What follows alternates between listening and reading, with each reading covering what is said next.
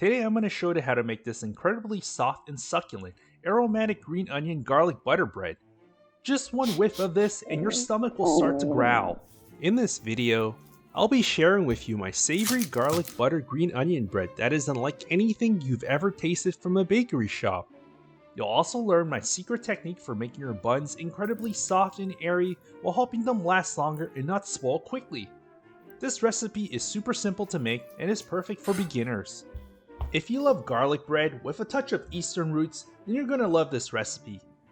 So, what are we waiting for? Let's get started! To get started, we're gonna create our Tangzhong by adding 15 grams of bread flour along with 75 milliliters of water onto a small saucepan and cook it over low heat while constantly stirring it to prevent it from clumping up and burning. This is the secret to getting that nice and soft texture on buns that you typically see when buying buns at Asian bakeries. As an added bonus, the Tangzhong also extends the shelf life of your bread as well. Tangzhong is basically a roux formed by combining flour along with a liquid such as water or milk and cooking it until it becomes a thick gelatinous paste.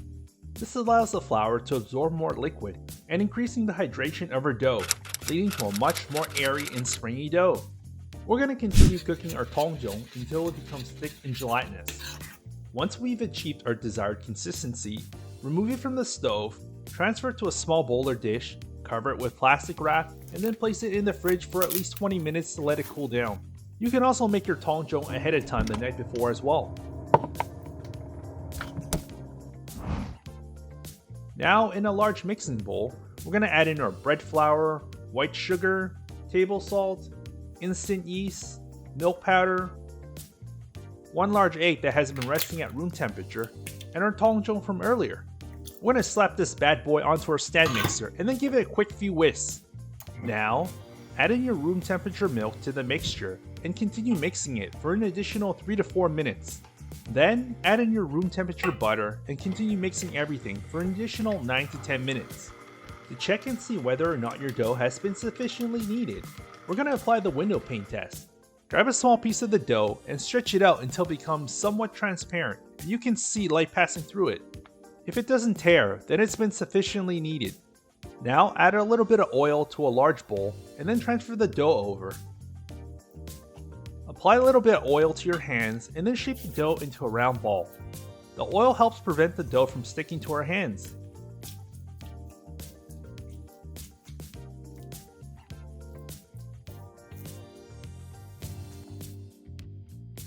Next, cover the bowl with some plastic wrap or a towel and let it proof until double in size in a warm environment, such as your oven, for approximately an hour. You can add a bowl of hot water to the oven to help raise the temperature. Now while our dough is proofing, let's make our garlic butter spread. To start, mince 5 to 6 cloves of garlic using a knife or cleaver.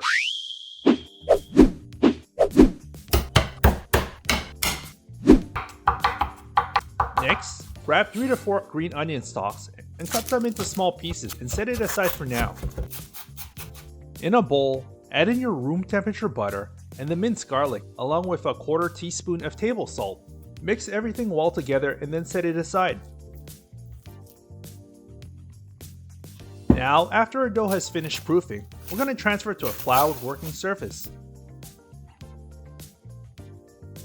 Roughly shape the dough into a round ball and then roll the dough out into a rectangular shape.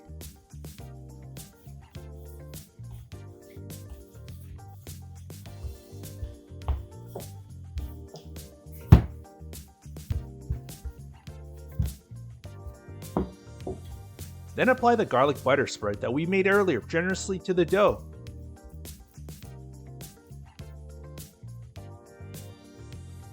Next, sprinkle the green onion that we diced earlier all over the dough, saving about 10 to 15% for later.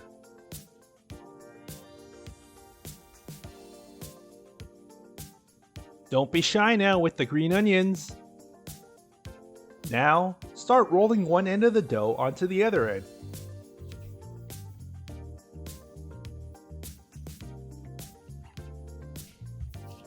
Pinch the ends of the dough to seal it, including the sides of the dough.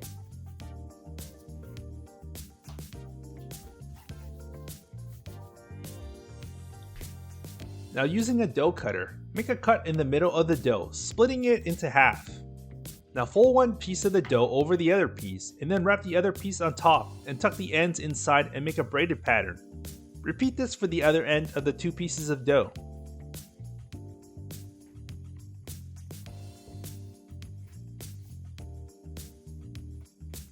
Next, place the dough onto a bread loaf pan lined with parchment paper. I'm using a 9x5 inch pan here, but you can use any bread loaf pan just as long as it fits. Now place the dough in a warm environment and let it rise for about 35 to 40 minutes.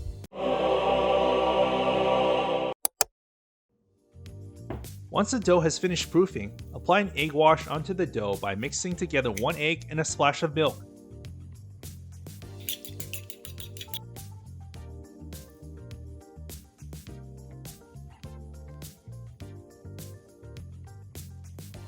Next, sprinkle in the leftover green onions from earlier.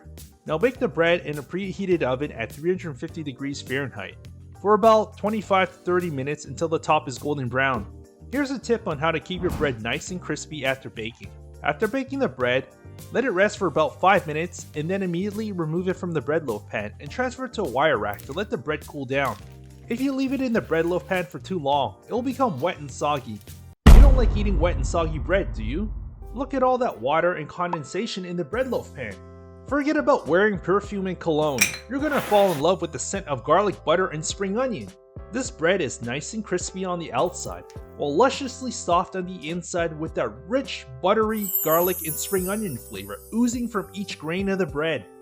I recommend that you bake this bread late at night while everyone else is sleeping, because otherwise there won't be enough to go around. If you enjoyed this recipe, then here's another recipe that I think you'll also enjoy.